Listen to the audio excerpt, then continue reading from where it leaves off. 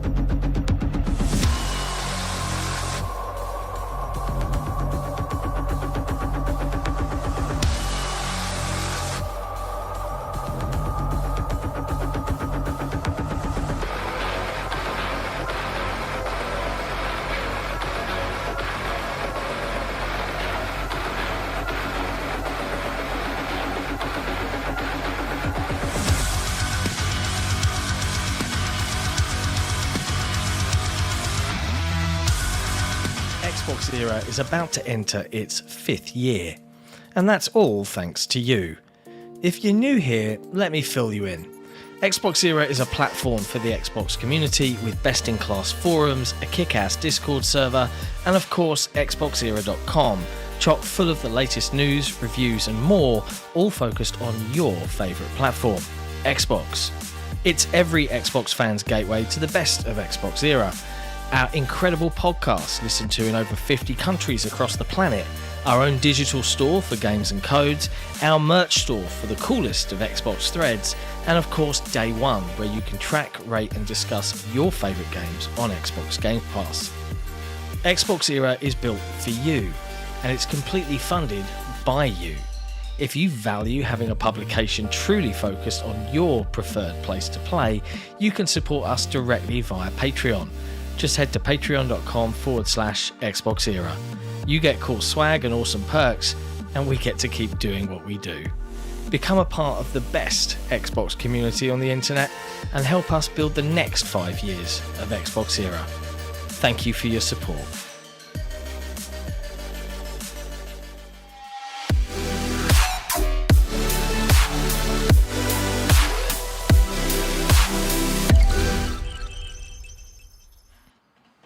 Hello, friends. It's what day is it? I don't even know. It's Tuesday, May 28th. Sik and Mechanico here. And Jesse and I will be talking you through all of the latest in gaming news from across the industry in this new episode of Headlines. As a bonus for our patrons, we'll be making an audio version of these episodes available to them via Patreon for use in their preferred podcast app. But if you're on Spotify, you can link your account to Patreon and listen to it right there. Hi, Jesse. Sorry we're late, like we were doing some news and stuff. Well, I mean, you were panicking doing news, but yeah. Show up the Balatro shirt, John. People are already seeing it, and they want... It is a really good shirt. Look how beautiful it is. Mm-hmm. I've also got one for Balatro fans, I was telling Jesse earlier. It's coming over the next week and a half, and it just says on it, if you can't handle me at my Gross Michelle, then you don't deserve me at my Cavendish. And I think I speak for all Balatro fans that just is brilliant. But in breaking news, we were going to start the show with a new Doom and, Call of Duty, Black Ops 6. We'll start with Call of Duty stuff because Microsoft have literally, that's why we were slightly delayed, because I was quickly typing up the news story. They've just confirmed it. Black Ops 6, the new Call of Duty game, is launching day one into Xbox Game Pass later this year. We've got our new Doom. Not the Dark Ages. I mean that Black Ops 6 is coming to Game Pass, and it's going to destroy Black Ops, and it's going to destroy Game Pass, and it's going to... Is that the new Dooming? Is that the new Doom and Gloom? Well, everyone always has to find the thing they can jump to, so that is what they will jump to. But yeah, they put out their live action trailer, which had been set for premiere 2 days ago. We could see some George Bush here. They've been showing off Saddam Hussein. It is very Gulf War. The Tom Henderson leak from December, I think, was right. Oddly enough, man seems to know what he's talking about. But yeah, so the Call of Duty Black Ops 6, no date or anything yet, though Tom has literally said it's coming at the end of October, and it's coming. So it's not going to be at Summer Game Fest or anything, but it is coming day one on Game Pass. Shocker! It's day one, Xbox Game Pass.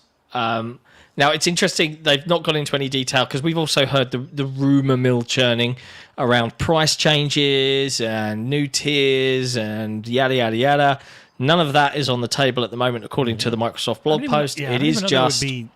I heard the new tiers thing, and I'm like, I don't know about tiers, but like a price increase is inevitable for every streaming service. They are all doing that makes sense. At least once a year, unless you're Netflix, and then it's like twice a year.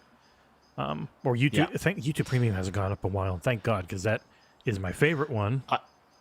But it's so goddamn expensive. I can't live without YouTube Premium. Yeah. YouTube Premium is the one because their ads are so awful without it, but there's just so much free content on it to watch otherwise that it's like, yep. But yeah, so they've got their The Truth Lies. And yeah, so. Yeah.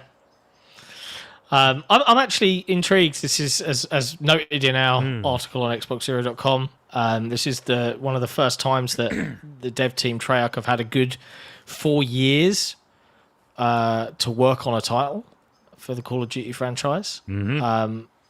Which I think if you judge the very rushed out last entry, it was, so there was... can't be a bad thing. The last couple, really. So it was Call of Duty Black Ops 5 was...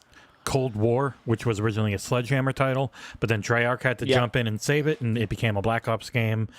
And then it was Modern Warfare 3, which was very much not a long worked on thing. This is the big one.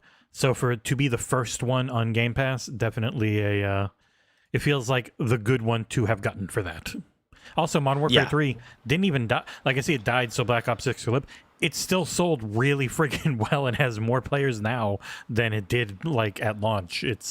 That series is a ridiculous behemoth where it is seemingly immune to reviews and everything. Like no matter what, it just always sells. It doesn't matter how many mainstream video game websites go, it's a 6 out of 10, it's poor. It'll still sell billions. Not even 6 out of 10. They just said like 3 and 4 out of 10. I was like, calm down. It's not broken. But that was the thing with with Hellblade is people always wonder, what is the Xbox tax? The Xbox tax was a very stupid argument from a lot of people online in the last year where they just co-opted it and said, these people hate this company. It's like, no, they kind of hate all corporations, like you should. The Xbox tax, for me, was always their games just get more low scores. Like very low broken. Like they have these larger outliers of 4s and 5s out of nowhere. Yeah. Because you look at a very good game like Ghost of Tsushima, and it doesn't really have anything below a 6. But then you look at Hellblade, and Hellblade's got 4s and 5s, and the same thing happens with pretty much every major Microsoft first-party title. That's all. They get really super low ones. Like Starfield even had that, and it's like, unless it's an outright troll, like Stephanie Sterling gave a 4 to Helldivers 2 and Alan Wake, I think. And it's like, okay, you can just be ignored. But then there are other sites that don't normally do that, and then all of a sudden they do. But yeah. But anyways, Black Ops 6 coming to Game Pass. That was a wonderful Xbox tax tangent, and I loved it. I loved every moment of it. Well, there's also the dumb Xbox tax of people like Nick, who, because there is a news story I haven't put in because it's not a news story, of Tango Gameworks had 2 games canceled because they were listed in a LinkedIn post. And it's like, no one ever said they weren't trying to pitch anything, a.k.a. working on things. They weren't just sitting still for a year post-release of Hi-Fi, just like... We know they were pitching a sequel for Hi-Fi Rush 2, which means you're working on it to try and give a pitch. Like, but then Nick jumps all over it and is like, they told me they're not working on anything. It's like, shut up, Nick. I love you, but shut up. But yes, that's the big news. There's not much more to say. We will see our first glimpses of Call of Duty Black Ops 6 on June 9th at the Microsoft Showcase. I think we'll probably do the same thing that they did with Starfield. We'll see a trailer short trailer in the showcase, and then stick around after the showcase for the Call of Duty Black Ops 6 Direct, and that's when they'll deep dive straight in. So expect that. That's your first glimpse, unless anything leaks, of course, because it is the season. It's the season for leaks, and you notice how I've set this up. As I segue nicely into, speaking of leaks, people that are trying to avoid these, put your fingers in your ears, but it's kind of in the title, so... Yeah, and you have to close your eyes. I didn't put it in the title. John did. I was like, software next game leaks. And he's like, no, wait, you put it right in there for the quicks. Yes, indeed. Insider Gaming revealed that Doom, The Dark Ages, is id Software's next title. Whilst obviously not confirmed, it has been corroborated by Jez at Windows Central and a couple of others, I believe. The big news that caused the hoo-ha, of course, is that it's meant to be multi-platform, which means a simultaneous Xbox, PC, and PlayStation 5 release. That's not unexpected to me. You know, like I know for all the multi-platform stuff basis, is bumbling. This is one of the ones that felt like this case would be like, it has a player base on PlayStation that's probably as big, if not bigger, than Xbox. Why would you give up that money on something that's not like live service and going to make it? You want to... The FOMO is at the beginning. The main sales are at the beginning. Late ports on single-player stuff, as we saw with Hi-Fi Rush, don't do the same as a late port on a live service game. So it's always Correct. It always feels like people are like, oh, keep those big single-player ones for you to grow your platform. It's like, well, no. It's actually the other way around, because you can... Live service games are so much harder to launch, especially when you have to have servers and everything running, and the more people you have at the beginning, the harder it is. A live service game can actually make more sense to do half a year or a year later than a single-player game, which always gets the majority of its sales right at launch. So if you're looking to maximize sales, you're going to do it early. You're not going to wait. So having something like a Doom game, which has been very successful. It was Doom Eternal sold gangbusters, and a big part of that it did was very well. PlayStation. Like, it's just, it makes sense. It's also, it's a venerable franchise. It's been multi-platform for as long as it's existed, really. It's been ported to everything in terms of as a franchise. Even the Switch had Doom, right? 2016 Doom. A shockingly good port. Yeah, I don't think they had a shockingly good port. Yeah. So it's not an eyebrow raiser for me. Obviously, the jury and indeed the fan base is still assuredly out on what other things may be coming. There is lots of bubbling away rumours and stuff out there at the moment, but nothing that has been corroborated as of yet. So that's why no one's published anything. But anyways, there we go. That's Doom. Yeah. Medieval Doom. The Dark Ages. So people are like, will it be bigger and slower? What are you expecting? Like, there's a lot of medieval iconography in Doom Eternal. Like when you go back and you're going through his history and it's all these huge castles and shit, and you were going through. So a prequel that focuses on the Doomslayer's time between being the arena combatant and then getting super powered up to work with the night guys, like, I think makes plenty of sense. I don't know that it has to be slower than Eternal. It can be the same. Maybe it's, I don't know, people keep guessing because of medieval. Maybe there's more of a focus on the melee, but like if you played Doom Eternal Ancient Gods Part 2, you did a lot of meleeing and stuff with your abilities. So yeah, I'm way into it. I'd be very curious what the music's going to be now with no Mick Gordon. That's a shame, isn't it? That's a painful loss. No Mick Gordon. Thankfully, there are a lot of really good conductors out there for video game music. So I'm hopeful they'll find someone good who can keep the spirit of that one going. Yeah. Well, I guess we'll find out, won't we? Mm-hmm. It's worth pointing out, just as we get into the news today, if you're new to the show, or you're watching it on your phone, or you're watching it on your desktop, or you're sneakily watching it in a little window minimized in the corner of your screen at work, do unminimize it just for a moment and hit that like button, because it really does help us out. And if you really love what we do, please do consider supporting independent video game coverage by subscribing to us on Patreon. Patreon.com/XboxEra. One of the few independent video game websites left. There's really not many there are of us. very few of us left. Yeah. Kind of terrifying. I was going through and looking. Most video game websites, I would say like over 90% are all part of giant umbrella corporations and not independent at all. And the same ones, like one company will own like 15 different video game websites that have a lot of crossover in what they cover. It's really weird. Makes me sad. In other news, you published, published your initial review in progress for the Rogue Prince of Persia earlier this week. How are you finding that? Could you give us a summary for fans of the franchise? Yeah, if you look at it, I gave it a 7, as in it's a really good base. I need to see what they add to it, because right now it is more early access, I think, than something like Hades 2, where Hades 2 just has kind of its end that they're working on while adding some stuff. This has its beginning and kind of middle. Plays unbelievably well. Super fast, super snappy. It's by Evil Empire, who did a lot of work on Dead Cells, especially Dead Cells DLC. So it is Prince of Persia Dead Cells, essentially, where instead of cells, you've got those little purple friggin' mist thingies, I forget the name of up top. If you wanna, they are your meta leveling component for unlocking more stuff. But if you want to keep them, much like Dead Cells, you have to get to a specific thing and drop them off, or else you lose them when you die. Combat is mostly using X for your main weapon and Y to kick. When you kick people, they go flying back. If they hit something, they get stunned.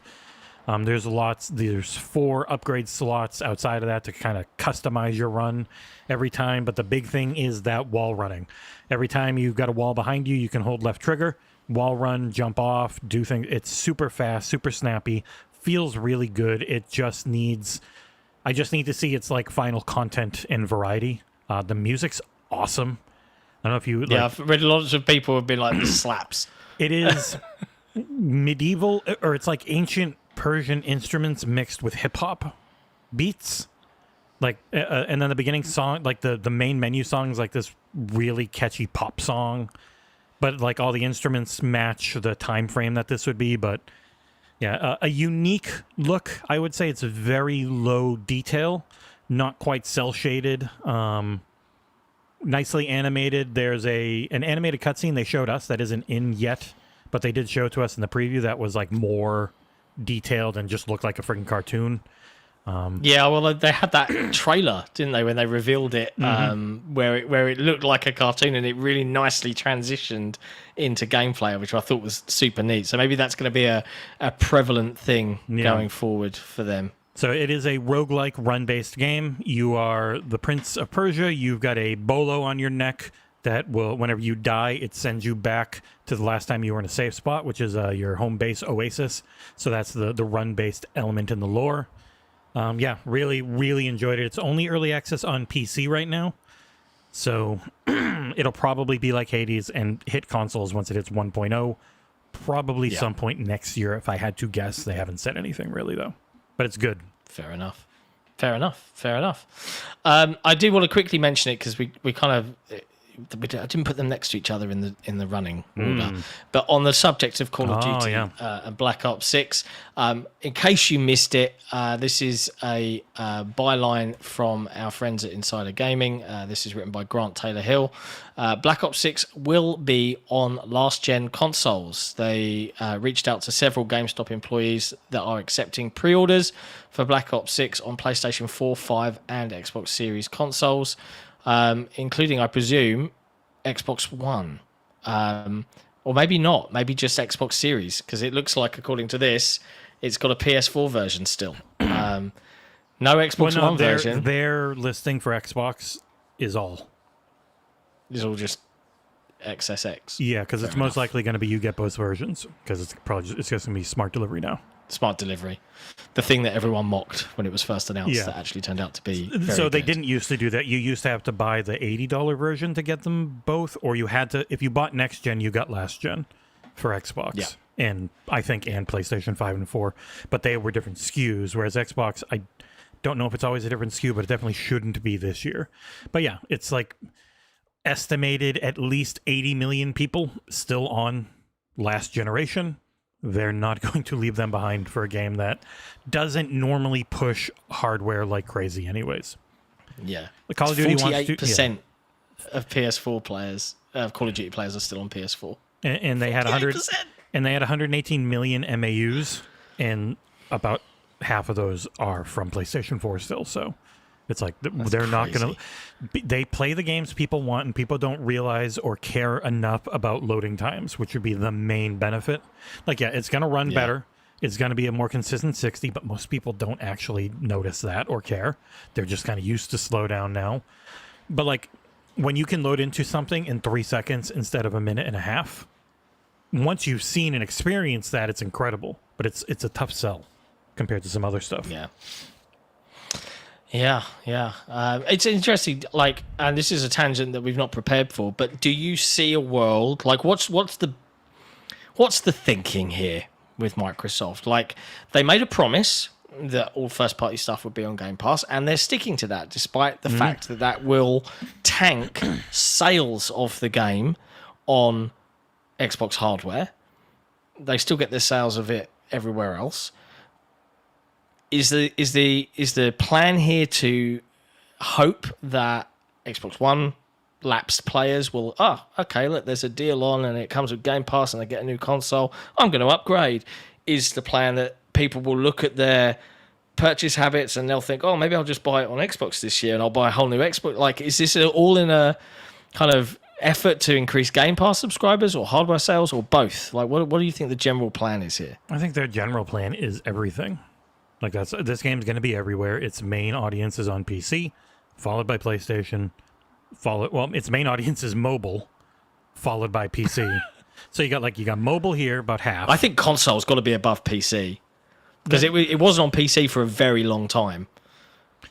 It used to be a console-only game. There was like a breakdown someone had, and I'm pretty sure it was mobile is like 51% of Call of Duty, and then PC's next, and then PlayStation 6, and then Xbox is like 8% or something, and PlayStation 6 is 16%.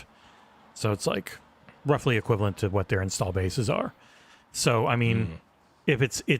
But, PC is way bigger than console on Call of Duty, I'm pretty sure. I'm surprised. I'm not. PC is just bigger in a lot of things, and people always... PC's bigger, but Call of Duty doesn't scream to me as a general PC game. The moment it got a Battle Royale, absolutely. Like, you got to remember, it is Warzone, always. I forget about Warzone, you're quite right. But, I don't think they feel like Game Pass will probably pull away that much as it may entice people into their ecosystem and be... Like, I don't think there's going to be any loss leading. I don't think it's going to cost them money in the end. The thing that was going to cost them money was...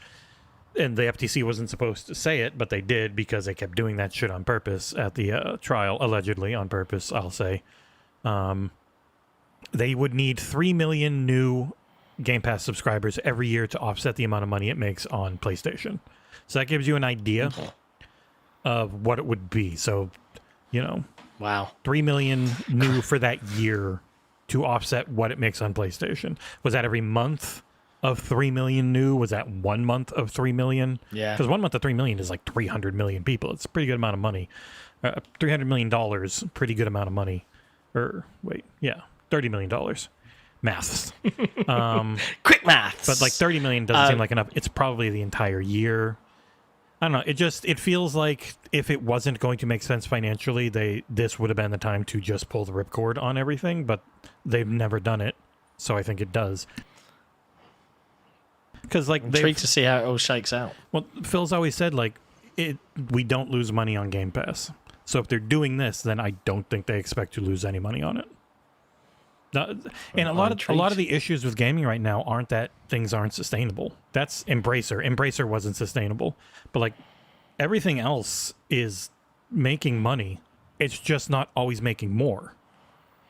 So it's not that it's not making anything or that it's losing. It's just not going up at a level they want. Like gaming itself is like 3 or 4% growth instead of 10 or 15. So that's why everyone stopped investing. Typical. I'm just reading a tweet from Matt Piscatello over at Sakana. on the addition of Call of Duty launching as a day one game into the subscription service Game Pass. He says, my best guess, it does give a moderate subs bump in Q4, but doesn't significantly change purchase patterns on other platforms, and sells a few incremental Xbox Series consoles, but not enough to significantly change trends. Could be, quite likely in fact, in brackets, wrong. So there you go. Mm-hmm. There you go. That's Matt's point of view. I like Matt. I wish we could sit down and chat. He to him tries very hard to educate the people who cover video games, and a lot of times they just do not pay attention. And I love being educated. Educate me, Matt Piscatella. In other news, in a random tweet from Jez, who, he could have written an article out of it. He didn't. So we did. Avowed has moved to Unreal Engine 5.3. This is via Jez Corden on Twitter, aka X.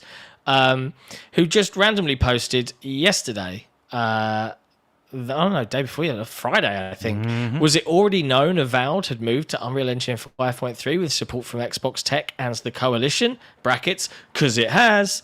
Does that excite you? I know you're really looking forward to Avowed, and let's be honest, it was art style-wise great, but general technology graphically perhaps not as next gen as people would like to see from their video games nowadays. It's Obsidian, I know, story first, graphics second. Gameplay can be good, but also I thought it was very clear in the developer direct that they weren't in the game.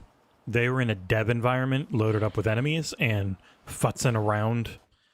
Because then they showed stuff and it was very much, they could just immediately pop out of this. This wasn't a pre-baked vertical slice that they took 2 or 3 months to work on for a gameplay demo for E3. This was just them in their dev environment on a PC going ham on some NPCs they spawned is what it felt like. I could be wrong.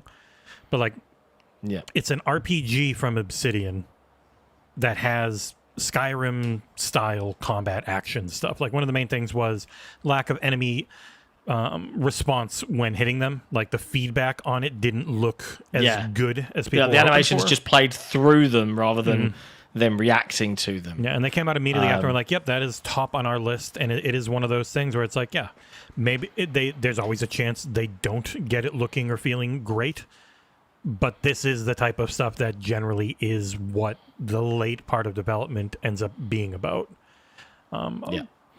Touching everything up, all that shit. Yeah, in another leak from Insider Gaming, Tom Henderson did state that both Avowed and Indiana Jones are apparently getting behind-the-scenes previews at Summer Games Fest. And while we are going, we have no idea about that. So we actually don't. Sign me up, Microsoft, if this is true. No, they keep signing me up, I guess, even though I'm not there and I'm not actually even getting the emails. But hey-ho. Next up, small bit of news. Dragon Quest 2 HD... I can't even say that. Dragon Quest... I want to read the headline. Dragon Quest 2 HD 2D remake. Oh, okay, well. This was teased 2 or 3 years ago, but they recently tweeted out that Dragon Quest Day from the official Dragon Quest account, that some updates are coming. And it should be coming to Xbox, which is nice if you're a fan of Dragon Quest. Yeah, because I don't remember it being listed originally. If it was listed, and this very much does feel like the new Square Enix approach of... we're going to be on everything because that is the way you survive. Look at Capcom. Look at Sega. Look at Atlas. We need money. If you want to know how different things are, look at Atlas. They were literally just a friggin' PlayStation release company for up through Persona 5. And then they put one game on PC and went, oh, shit. And now everything's everywhere. So, yeah, that is the way things are moving, because I think more and more companies are like, all this hardware is really similar. These ports aren't nearly as tough or expensive as they used to be. We don't have a Metal Gear Solid 4 literally only works on PlayStation 3 architecture right now and has to be remade to work anywhere else. We don't have Bloodborne literally only works on this PlayStation 4 architecture, and we really need From Software to help us port it to PlayStation 5 or PC, and they're too busy. Issues for the most part. Like it's mostly just this is a PC game, and then we just make it work well on other hardware. It's not easy, but it's not as hard as it used to be. True story. So yeah, Dragon Quest fans, be excited, I guess. That doesn't include me. And it's starting with 3 because I believe 3 was a prequel. I think I read that somewhere. That makes sense. What? In other news, this is a bit of a landmark one. I will say real quick, as somebody who just watched Furiosa, I would suggest watching that movie first if you haven't seen Fury Road. It is such a good prequel to Fury Road that it makes Fury Road far better. And I loved Fury Road. But Fury Road was very much... Fury Road too. Fury Road is a visceral, light on story and character development movie. There's some here and there, whereas Furiosa builds up the mystique and the ethos and the story of that area so goddamn well that it just made me love Fury Road even more when I watched it. It's on the list to go and watch this week, so I will go see it. In other news, this comes via VGC, byline by Chris Scullion. A court has found that Destiny 2 cheat seller did infringe copyright in a landmark case. So this is the first time a cheat seller has been found liable for copyright infringement. The jury found that Destiny 2 cheat seller Aim Junkies infringed on the game's copyright and trademarks. Last year a judge concluded that Aim Junkies had to pay Bungie more than $4.3 million after Bungie filed a complaint in June 2021 suing Aim Junkies and its parent company Phoenix Digital for copyright infringement. That complaint was partially dismissed in April 2022 because the Seattle Federal Court said Bungie hadn't sufficiently explained how cheat software constituted an unauthorized copy of its work. However, says Chris Scullion, it did refer to arbitration, the other claims that weren't related to copyright, most notably claims that the software violated the DMCA's anti-circumvention provision. And this is what led to that initial penalty. Now, in a separate case, focused primarily on the previously dismissed copyright side of the argument, the Seattle jury has found that Aim Junkies and its parent company and its third-party developer James May were all liable for copyright infringement. James May? And they've, of Top Gear? Top Gear? Wow. What is he doing? A total of $63,210 now has to be paid to Bungie. It's not much of a money, but the importance of it is it's the first time that it's actually been, this is allowed, you're in trouble. Now you can, and it could mean more in the future. So the precedent is one of the biggest things in court. If they had lost, it would have set a really bad precedent, which is why a lot of times things always got arbitrated or settled before they went to court. Settled. But Bungie was like, nope, we're in our dark phase, as the next story is going to tell you. And we're taking you to court. Yeah. We are dark, evil, Jesus Christ, the darkness Bungie. So. Yeah, maybe Bungie Day is upon us. In another news story regarding Bungie, at The Game Post, whose logo looks like it says 1GP, but, whatever. Headline was Bungie discusses generative AI initiatives, productivity, content creation, and ethical concerns. This is by Sahid Ali. This is an interview with their now former CTO, that's Chief Technology Officer, called Louis Villegas. And he was talking about how Destiny leveraged generative AI technology to enhance productivity. Interesting. There's always ways. I wonder ways. if that means so they have people their thing, that hate AI will quit playing Destiny. Bun GPT is their name. It also is there, I think, to do customer stuff, which really sucks because they just fired all their customer support people. So there's good large language model, because nothing's actually AI, but AI is the buzzword that gets shareholders wet and hard, and so that is what everyone uses. So like the good large language model is like it helps you code, and now the mundane shit of your coding, you can do it twice as fast. The bad side of that is executives will see that and say, okay, we're firing half of you, now the rest of you do twice as much. Or you got this awful chatbot shit. We're going to fire all of our support people. We're just going to have a chatbot. There was a very funny story. I think it was in Canada. I might be wrong, but I'm pretty sure it was Canada, where a chatbot was used for an airline, and the court said anything your chatbot says is legally binding.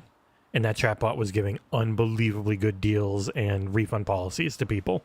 And like, no, you got to do that. Amazing. You have a chatbot that is your only support now. If it says something to people, that is your policy. And so like, oh, yeah, fuck. people getting free cars. Yeah, it's like, yeah, so. Why not? But yeah, this was all part of a GDC panel discussion, the AI revolution, an expert-led discussion on generative AI's potential in gaming. Bungie like it, but there you go. Take that as you will. Most of the headlines for Call of Duty comes to Game Pass include no word on price increases yet. Interesting. Yeah, they make sure to throw that out there, even though, you know, like Gamatsu's is just Call of Duty Black Ops 6 confirmed to come day one to Game Pass. That's it, because he just reports the news. But the clickbaiters are all in the no price confirmed or tier changes announced yet, because that's what they do. We love you, Gamatsu. Dear. This one's a funny one. So it was a very annoying one when we talked about it on the podcast because it was a different story. Yeah. So the original story was that Druckmann, effectively, Neil Druckmann, this is the studio guy over at Naughty Dog for The Last of Us TV show and all of that jazz. He said something about, he reportedly, according to Sony, the company that employs him, he said something that his next game will change how mainstream people will consider gaming or something like that, right? You can say whatever you want because they made it up themselves. They did make it up. Neil Druckmann, in response to the uproar of how big-headed and ridiculous that sentence was, said, hey, in editing my answers in my recent interview with Sony, some of my words, context, and intent were unfortunately lost. Here's the fully long, rambling answer for the final question about our future game. It was his nice way of saying, I didn't say this shit. I don't understand what my bosses here are. Because it's a shareholder meeting. Like he was saying, it was a word soup. He's just saying a bunch of stuff, and they his long rambling answers, and you use a lot of buzzwords to make shareholders happy. Like, people always take shareholder meeting talks way too seriously.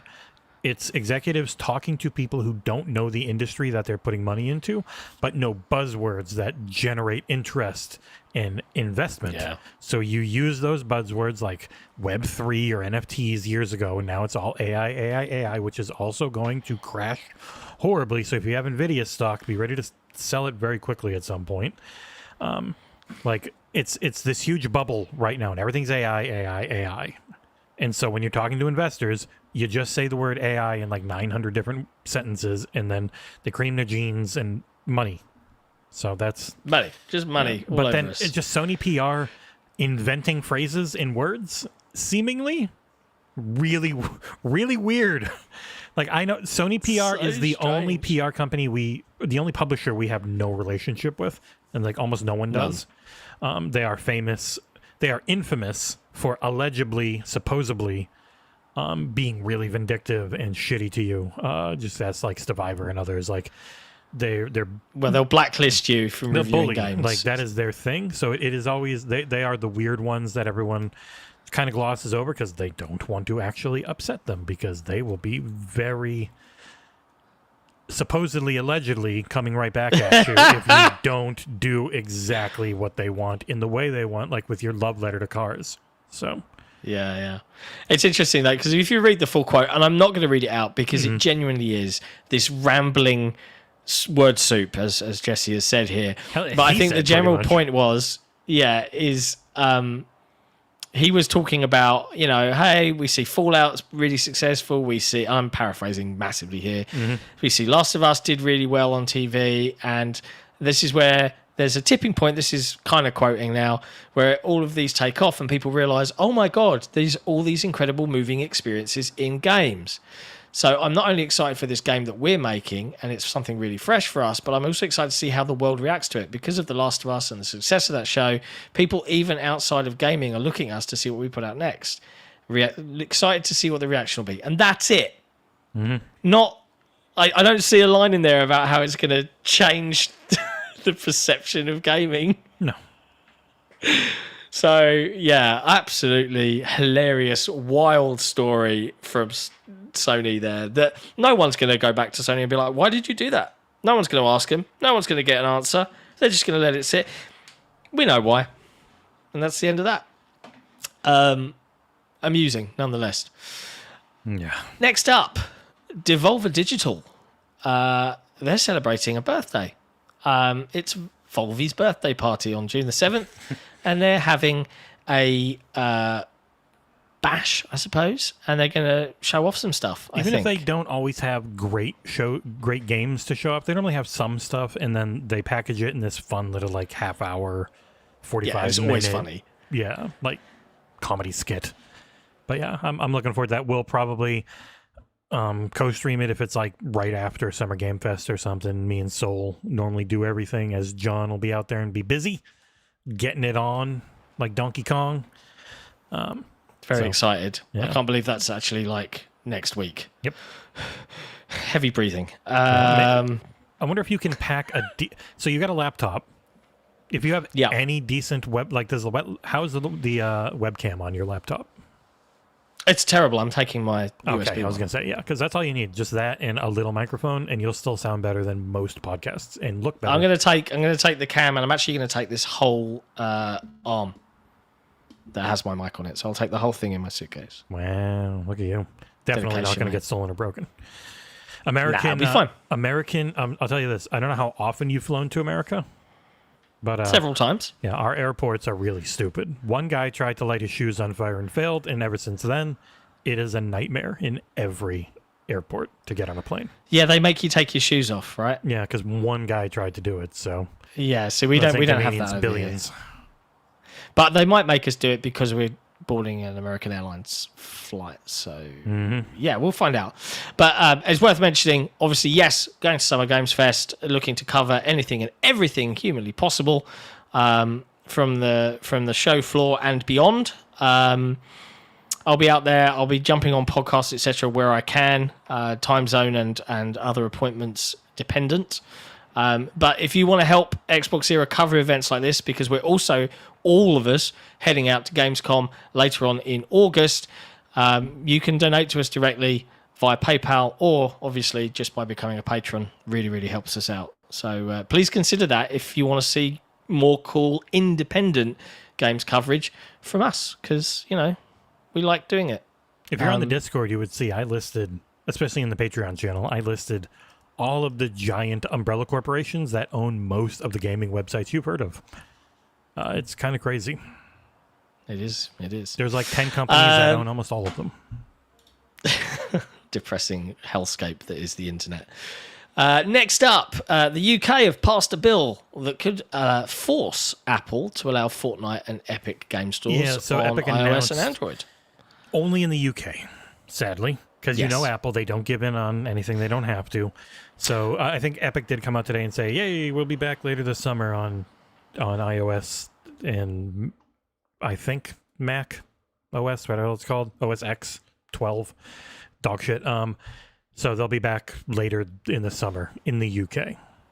Yeah. Well, yes, this bill is very UK specific, but it's actually remarkably similar to the European Union's DMA. The Digital Markets Act, which is in EU law and went into effect in March. So this is relevant to the UK, but the whole of Euroland is kind of on board with Only this. America's no. We love Apple. No. They're our company. Apple are our favorite. So that's good news if you're Nick will be happy. Nick really wants Apple playing Fortnite. He wants to see Fortnite on his expensive new phone. It'll probably run nice. Yeah. And then last little story, which is always nice to see a new game doing well. Xdefiant, which we all know had a troubled run up to launch. Could not get certified. Oddly, it was a weird one. Like it just we can't pass certification. It's just like, oh, okay. It's weird. You're just admitting What's wrong with your game? Yeah. Yeah. Like we just keep failing cert. I'm like, oh, that's weird. Yeah. But this is a byline from our friend Tom Henderson over at Insider Gaming. Xdefiant hit 1 million unique players within 2.5 hours of launch. At one point, 500,000 concurrent players were logged into the game on launch day. Admittedly, writes Tom, that's a lot of players who had to wait in the menu due to server issues. However, the problems were resolved around 8 to 10 hours after lunch, and that milestone makes Xdefiant Ubisoft's fastest ever game to reach 1 million unique players. This was published on May 23rd, and he actually writes, the numbers don't end there. However, at the time of writing, 48 hours after launch, the game has just over 3 million unique players and around 300,000 concurrent players across all platforms. Congrats, Ubisoft. I think with these kinds of games, though, they're fighting against such giants with Fortnite and Minecraft and Roblox. I might be wrong, but I don't think this one's on Steam. I think this one was only Ubisoft Connect, like Prince of Persia. Yeah. So, which is a very silly thing to do for a free-to-play game. I guess it depends. Like, if it's free-to-play, they think it'll be enough, and they want all the microtransaction money for it to make sense. Like, it is... It's weird. Like, if I can get a third of what I would have gotten on Steam, but I'm keeping all the money, is that better? Like, it's all that weird math that thankfully we don't have to think about, but definitely rules the roost on this type of stuff. Because I am curious if Xbox, their next console, becomes Xbox that can access Windows games, would it make sense for them to put their games on Steam anymore? I don't think it would. No. I think they just want their games to then be on there and you buy them through them. You can get your other shit through Steam, but your Xbox games you get on your Xbox, essentially. Or you get through the Microsoft Store. I think that they flip-flop too much now. I don't think they can walk Steam back because players like Steam, rightly or wrongly. I hate Steam, but every PC I like Steam launcher is bad. It just works. It like, doesn't it's not the prettiest, it's not the fastest. It breaks on me all the time, but I know I'm in a unique specific situation where I'm playing stuff early, and they will let anything up there in the beta build. So like on Xbox and PlayStation, your review copy is your launch copy, essentially. It has to pass for certification. But on Steam, they don't give a shit. You can just put it up there. It's a beta branch the public will never see. But if it's on Xbox or PlayStation, it's on that platform now. You can't. Yeah. And if you don't patch it before launch, it's just that version going to everyone. But that version will never exist that way on Steam because you need passwords that let you get into beta branches. So I will be curious. Like, this one seemingly has done okay, but so did the finals. And the finals then just really crashed. And it is almost impossible to become the new live service hotness for more than a week. So I'm really curious how this one keeps going.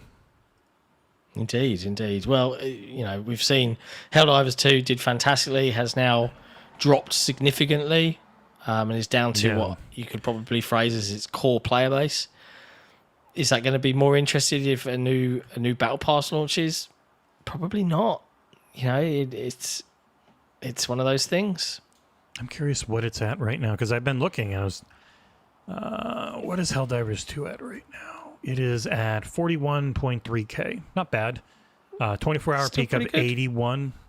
So that peak is a lot higher than it had been. It had been peaking around 70-ish. So, like, it's doing okay. But it had been at, 300K, 400K. And in the last month, it's dropped, and it never breaks 100 anymore. So, but it is the thing. Like, it doesn't have that much content. Like Helldivers 2 just didn't. It repeats a lot of its stuff. Yeah. It is very fun. But that's the thing. It's a game I'd happily dive in and out of without worrying too much. But people playing it religiously are gonna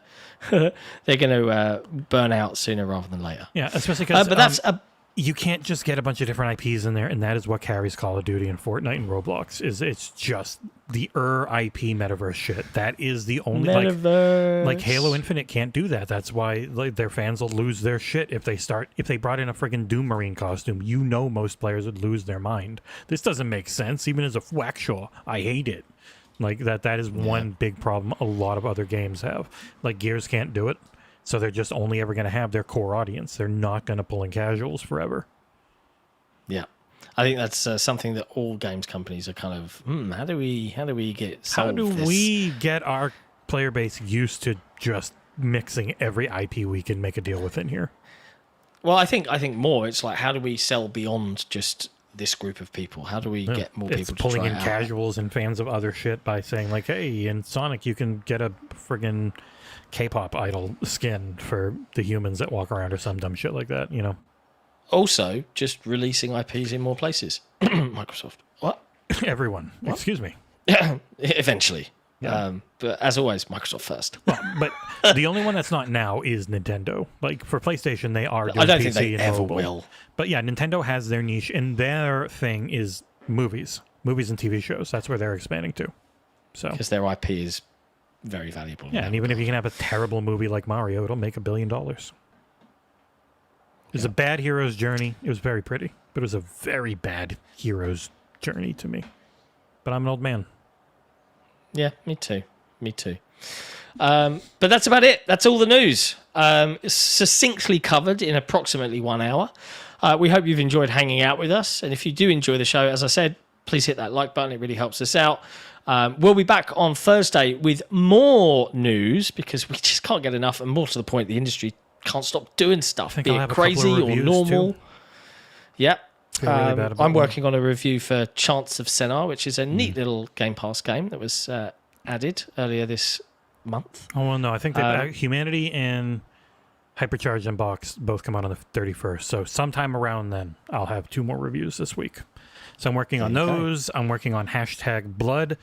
Next week, I will start working on Destiny 2, The Final Shape, live on stream, because why wouldn't I? I can't play it until it's live for everyone. So probably like a day after it goes live, because those servers are going to explode. But yeah, we've got way too much content coming in the month of June. Way too much. Yeah, June is already insane. And anyone wondering, no Game Pass drop tomorrow. It will be next week. Yeah, because it's the showcase. And I haven't told you about this yet, and I won't tell you about it live on air because it's a secret. Oh. But I've got a very first 1v1 booked, and it's a super cool one that came out of nowhere, and I'm super hype about it. If you're wondering what 1v1 is, this is another show that we're attempting to give more value to our patrons. This one will probably actually be for everybody, so everyone can kind of get a taste for it, but then future 1v1s will be Patreon exclusive for a set period of time before they go live. Most likely. But this one's going to, because of the timing of what it is going to be a kind of live everywhere. But I will fill you in as soon as we've said goodbye to this lovely lot. Thank you, chat, as always, for being wonderful and hanging out. And we will see you back on Thursday for another Headlines. And if you're not around then, we'll be back on Saturday for another episode of the XboxEra podcast. Until then, ciao for now.